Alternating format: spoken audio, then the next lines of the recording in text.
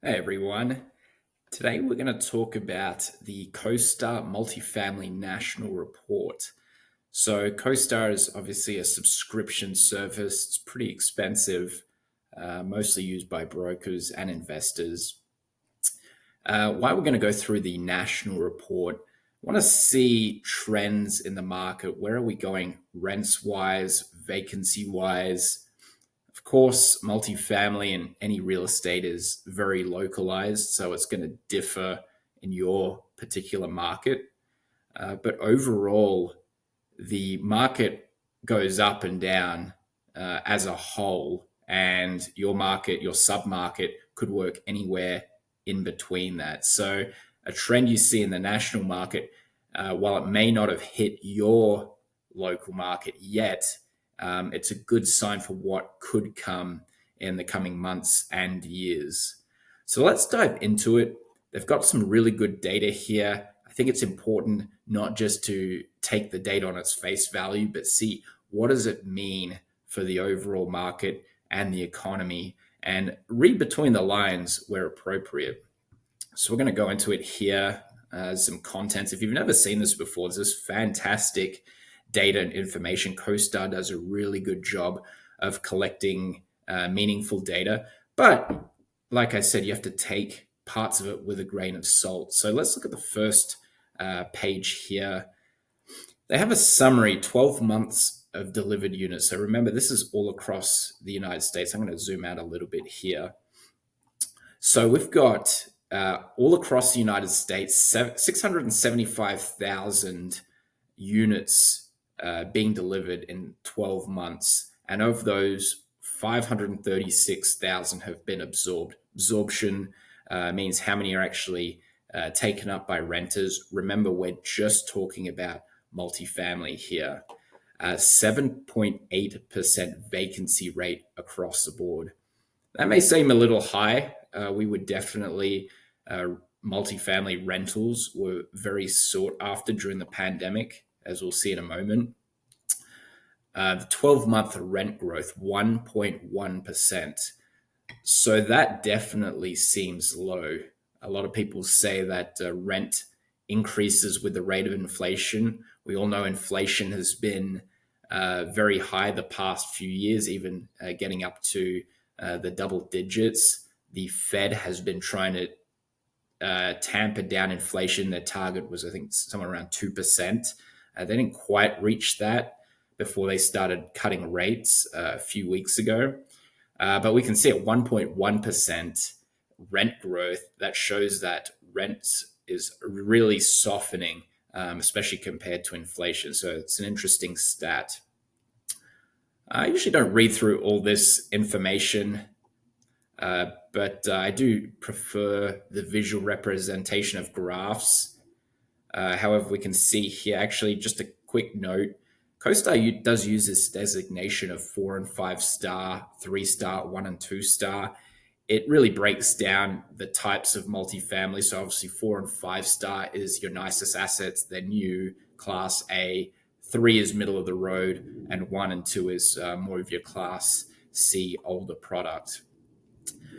Interesting here, looking at the vacancy rate, we have an average of 7.8%.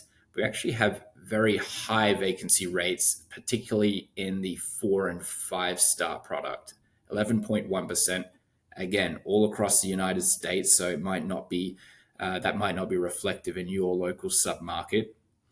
And then we have lowest vacancy in the 1 and 2 star category. So what that tells you is that there's a lot of product potentially being built, but it's all in this 4 and 5 star category, and perhaps affordable housing. There's still a great shortage of it, which we know about. You can see under construction here. To my point, 521,000 across the country are 4 and 5 star. So this is all luxury. 3 star, 193,000, and then 1 and 2 star, only 4,700 units across the country being built. So we can start to see an imbalance there. And this is what I'm talking about. It's important to read in between the numbers and see what's really going on. The truth is why a lot of 4 and 5 star are being built is because they are the only ones that make sense on paper to build. Um, for the low rents that you get for 1 and 2 stars properties, they're not going to make the returns, maybe even break even. So a developer isn't going to develop it. So to balance it out, they're going to need some sort of government assistance or incentives in order to uh, be able to build 1 and 2 star units. So it's a big problem all across the US, no matter what your market is, low income housing availability. So I'm going to skip through some of those tables. As I said, I like looking at the graphs a lot better.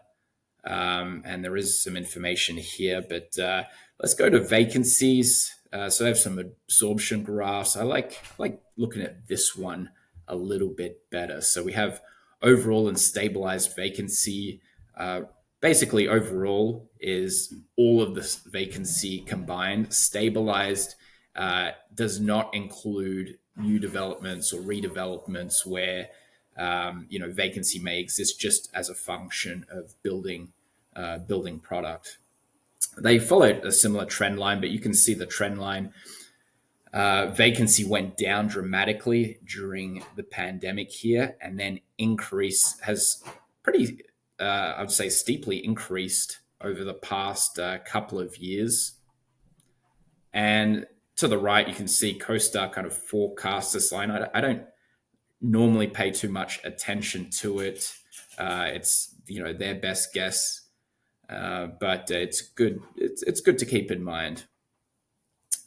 This is a bit more clearer vacancy graph, so you can see actually in the United States, 4 and 5 star products have gone through greater vacancy compared to the 3 star products. So the green line here is the average, the orange is the 3 star. So given that the green line is more, call it closer to the 3 star line, you can see this probably means that there's a lot more 3 star properties in the United States than 4 and 5 star. But vacancy has gone up quite substantially in the United States for 4 and 5 stars. And it's only gradually gone up for 3 stars, and they don't show the 1 and 2 stars here. So interesting information. Here they do it by bedroom. You can see, I always, again, look for the lines that are out of whack with everything else. So what are we looking up here? The orange line went up. And this is studios. So vacancies by bedroom, studios have gone up. Why did it go up? The pandemic hit, a lot of people working from home, stuck in their homes. They didn't want to be cooped up in some studio, maybe looking for more space. So you had a big spike in vacancy just for studios during the pandemic. And it slowly came down and then, kind of melted back with the other lines here. But now you can start to see 3 bedrooms going up in vacancy. It's an interesting, call it development there. I'm not exactly sure. I'd have to give it a bit more thought as to why that is. But again, these trend lines kind of get your mind thinking about potential trends and could they be applicable to your market. So now going to rent, obviously very important. Rents going up. We talked about that 1.1% rent growth number across the board. In some markets, rent is actually going down. In others, rents are still pretty strong. Let's look at the overall trend line here. They do it per square foot. Again, Costar has some fantastic data. They have a lot of data, and it's a pretty good source for looking into a lot of these trends. So you can see the biggest spike here, again, caused by the pandemic. Rent prices across the country just went up a lot, call it here by the middle of 2022. Then it started tapering off, but it hasn't definitely not come down to at all, but let alone pre-pandemic levels. But it's definitely tapered off. It looks like you can see these kind of bumps here where they go There could be seasonality related. We're going through another little trough here. Whether that will continue downwards or whether it would be more of these seasonality bumps remains to be seen. But overall, rents are still very high across the country and have not come down on a national scale with any notable significance. Again, here's on the right side, Costar looking at rent growth, and they're very bullish on rent growth across the US. I'm not going to spend too much time on this graph, but the expectation is that rent growth will continue. Here is by bedroom. Again, I like the visual representation of these graphs. You can see that a 3 bedroom, has a pretty large delta compared to a 2 bedroom. And what's interesting is a studio and a 1 bedroom. I don't actually know how this happened, but studios were renting for more than 1 bedrooms pre-pandemic. They kind of closed up, and they're effectively identical in terms of price for studios and 1 bedrooms. Don't know what to read into that, but interesting nonetheless. But you can see the differentials between 1 bedrooms, 2 bedrooms, and 3 bedrooms. And a lot of developers will use this when they're putting together pro formas of what's going to get them the most return. They may look at some of this information and see where can I get, is it worth building a 3 bedroom over a 2 bedroom or building 1 bedrooms. Construction, 190,000 new units added. Construction is important because it shows what's coming in the future, and it's very well-known data. So you know well in advance what is going to be delivered, really based on permits that have been applied for. So they can see this far in advance. So there has been a steady trend upwards of construction. Even with high interest rates, a lot of construction still continuing. But looking into this forecast is expecting a pretty steep drop off. And this drop off is expected to be below pre-pandemic levels of construction. So how will that affect housing in the future?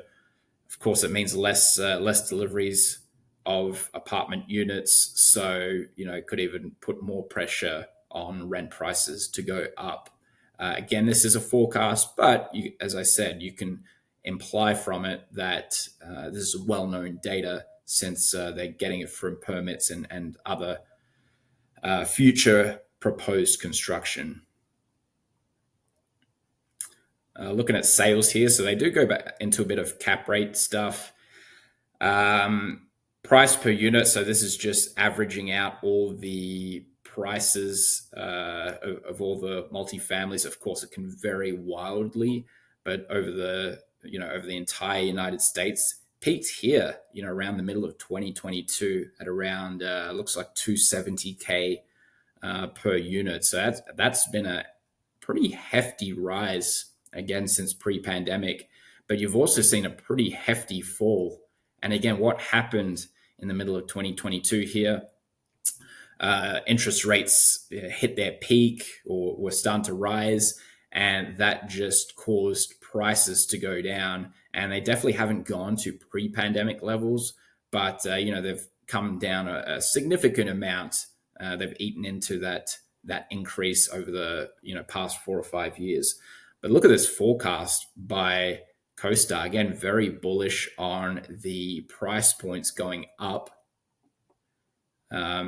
So yeah, we'll have to see how that really plays out. But they're looking to actually exceed the previous peak in price per units.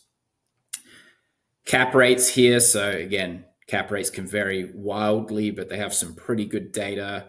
Looking at 4 and 5 star units, or let's look at the US first. Again, very tight towards that 3-star line. Cap rates going down. Again, follows interest rates. As soon as interest rates started going up, we got to 2024, and cap rates are actually higher than pre-pandemic levels in both cases. The average, the 3-star, and the 4 to 5 star.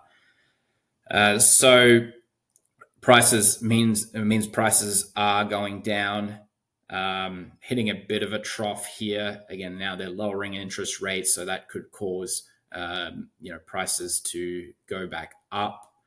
And Costar is looking at this trend line, which is kind of going back downwards, as we get to the later part of the decade, very far out. But traditionally, or I should say historically, cap rates have been going down in multifamily for decades. That's just as operators become more efficient, the desirability of multifamily has increased. So you're not going to see average cap rates being in the 9s and 10s like they may have been, back in the 2000s or in the 90s. Economy plays a huge part in multifamily growth. They're directly related, especially with median house income, job growth. So you can see here, I'm not going to spend too much time on it because this is more multifamily related, not my perspective on the economy. But we can see here job growth is trending downwards. That's interesting. That's well known. We know the jobs data. I don't know where exactly CoStar's getting their data, but the government jobs data is often incorrect. They often have to go back and make adjustments to it. Unemployment rates, you can see a big spike during the pandemic, so we can ignore that, and generally flatlined. Again, where's the data coming from? It's important to ask that question. Median household income. I think this is a very important stat. If your tenants can't pay or can't afford an increase in rent, then even if rents are going up in the area, it's not going to be helpful. You're just going to get a lot of delinquencies and eventually vacancies. So median income towards compared to actual rents are important.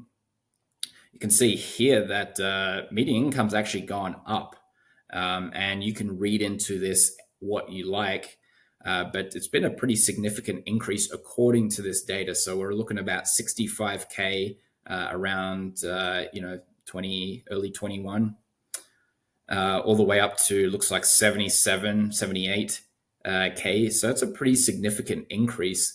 The narrative has been that inflation has been rampant and wages have stayed the same. So which narrative is correct? That one or this one, which says that median incomes have actually gone up quite substantially? Who really knows? It can be market to market. Depends a lot on the data coming in, but that's where it's important to look at the data and question it, not just take it for its face value.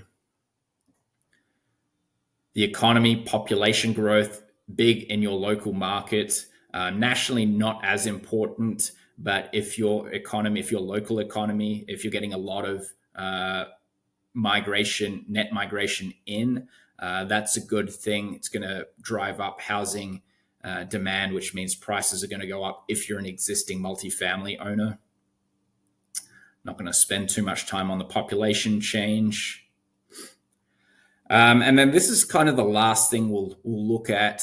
It's the specific market. So as I said, we went over the broad overview of the United States, and now we're going to look at a couple of markets. So what I like to see here is just inventory. So this is every multifamily unit that a specific market has, and they actually rank them here. So I'm going to scroll down to try and find number one, which is New York. So New York, for reference, has 1.5 million multifamily units. Number two is Los Angeles, 1 million units. 3 is, interestingly, Dallas Fort Worth, 887,000. Number 4 is Houston. So a lot of you may have thought, hey, maybe Chicago is the third largest city in the US, or the third largest MSA, might have should really be third on this list. But remember, this is multifamily units. So it depends what has been built in the area. And this is not condominium units. So if you get a market like Miami where it made sense for developers to develop condominium buildings instead of apartment buildings, you're going to get a huge skew downward of this apartment unit number. So this is strictly rental apartment buildings and the number of units total. So kind of interesting to see how many units there are in each market. I'm not going to go through them all, obviously, but they have 12-month deliveries here. So what are they building and where are they building it? So number one, Dallas Fort Worth. They've got 40,000 units going to be delivered in the next 12 months. Actually, this is the past 12 months, I should say. Under construction, they have 42,000 coming. So you can see ranked number two. So Dallas Fort Worth has a lot of activity. They've had a lot of units being delivered, and they've got a lot in the pipeline as well. So going through this data is very interesting to see where certain MSAs are trending. I'm going to look at Chicago here. So it actually ranks as number 17 in the market, even though it's the sixth biggest market for multifamily. It's ranked 17th for 12-month deliveries and number 25 for under construction. So that tells you that construction of multifamily units in Chicago relatively is going down. So again, looking at the data and saying, what does it mean? What does that imply? So you can see it goes all the way down here. It's just a lot of raw numbers. It's not important to read into every single number, but look at the trends. What are the ones that are important? And then how do they apply to your local submarket? So that's the United States Multifamily National Report by Costar. Hope this was informative, and we'll see you in the next video.